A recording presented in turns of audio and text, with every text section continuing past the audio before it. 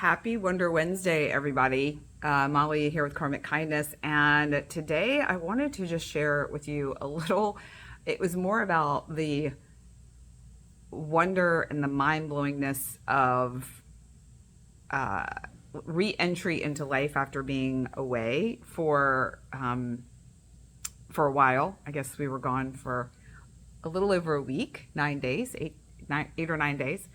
And being in a place like Hawaii where you're completely isolated from the outside world in so many ways and so connected with nature. I went there with my guy, so we were connected with each other.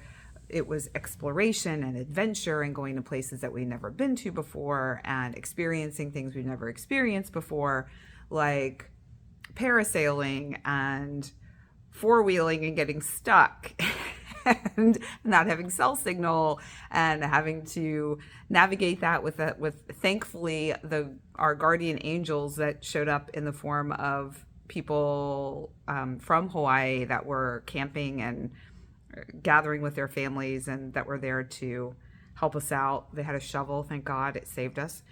And then coming back home during the energy of Lionsgate yesterday, really, I gotta say, kind of kicked my ass. Brought up a lot of fears and a lot of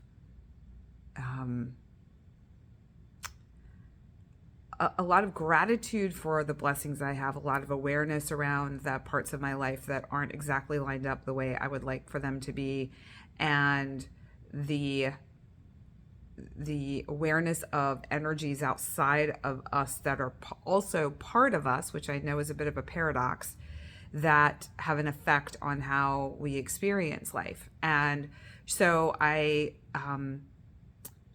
took a little nap on the couch yesterday, and I didn't intend to. I intended to come back and just stay awake for the rest of the day so I could kind of move beyond jet lag.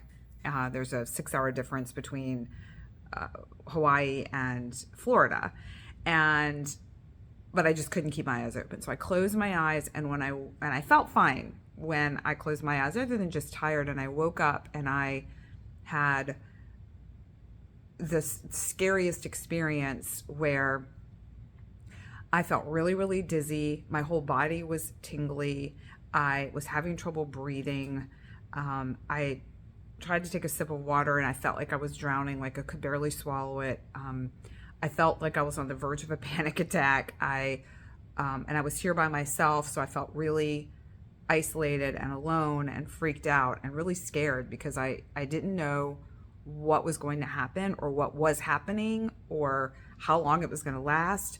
I thought about calling my guy to come and like be here in that moment, but he was doing something else at the time and I didn't want to bother him. I wasn't sure who to call or what to do. I reached out to a couple of soul sisters in voice memos, just to connect with them energetically. Not that any of them could have done anything because none of them were here locally. Then I kept feeling like I need to go to the beach and be in nature, but the thought of having to make the walk across the street to the beach was too much. Like I didn't feel like I could do it. I definitely couldn't have driven anywhere. And I just had to stay with what was showing up and coming up for me. And it was so scary, so uncomfortable. And I can feel now the emotions that are arising from that experience. And it really got me thinking about those of us who have experiences, no matter what they are, that can feel really scary or challenging. And what do we do?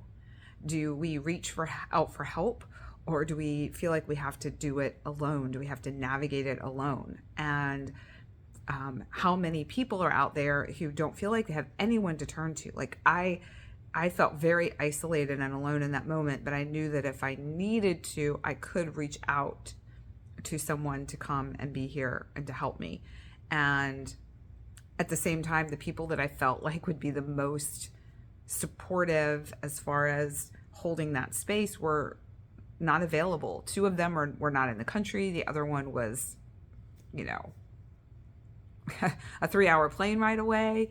And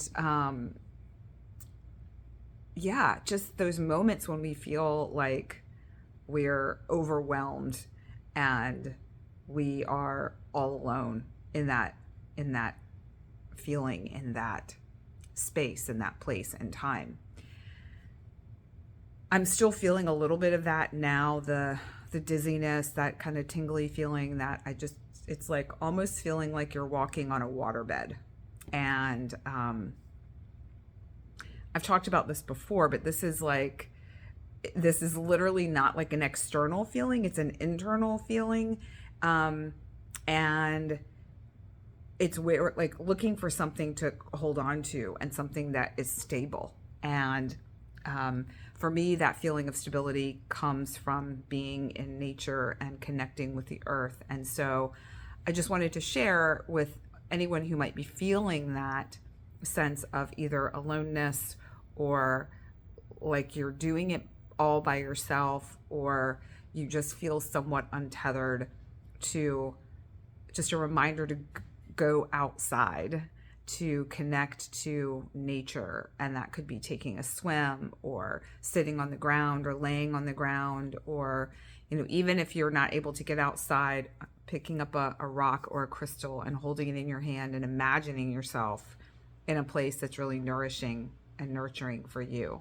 For me, it's the beach. Sometimes the forest feels really great. And so imagining yourself there and really connecting with that, you know, putting your hands on your body, you know, holding your own hand, holding your own face, rubbing your own head, anything that you can do to really feel that sense of connection with your body. And I feel like for me, yesterday, I felt very disconnected from my body. I felt very disconnected from other people.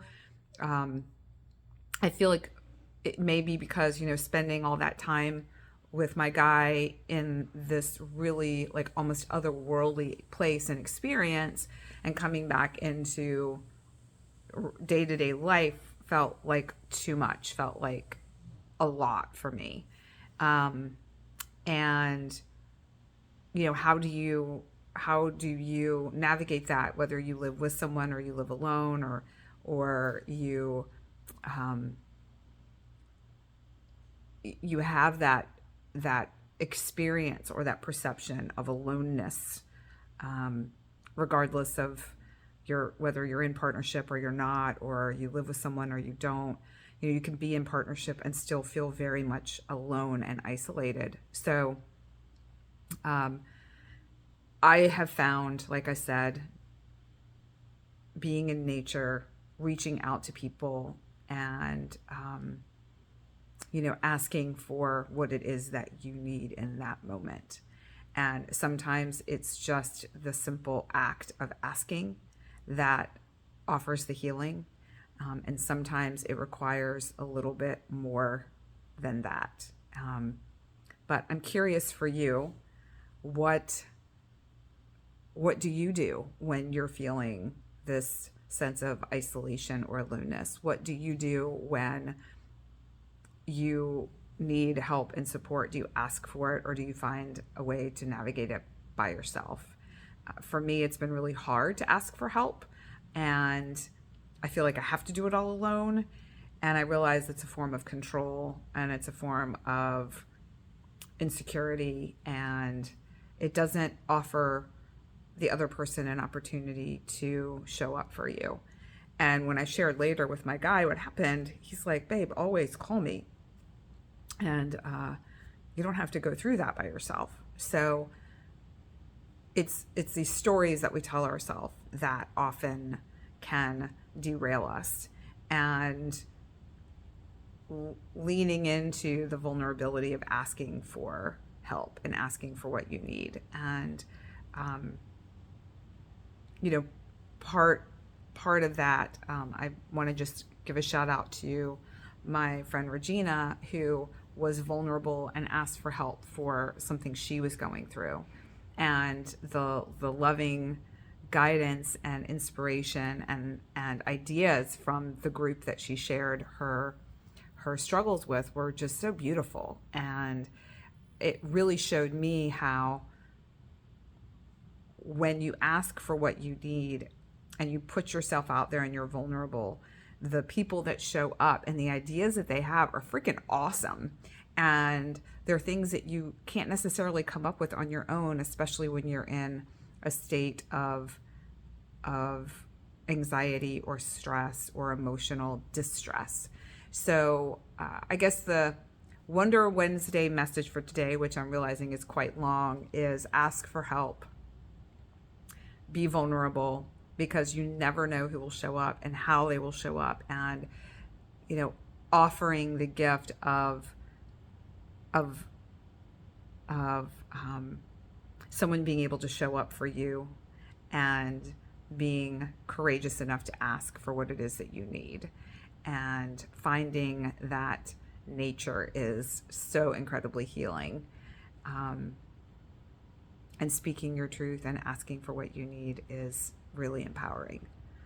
So please do share with someone you think may benefit, because remember, we learn from one another. Bye for now.